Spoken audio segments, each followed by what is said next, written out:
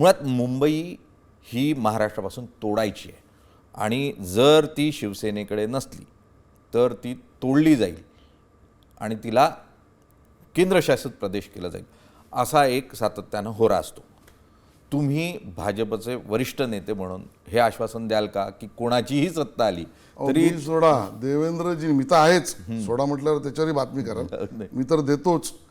पण देवेंद्रजींनी सभागृहाच्या पटलावर सांगितलं, जोपर्यंत सूर्य चंद्र तारे आहेत मुंबई राज्यापासून तोडण्याची चर्चा येऊ शकत नाही, तोडण्याचा विषयच नाही.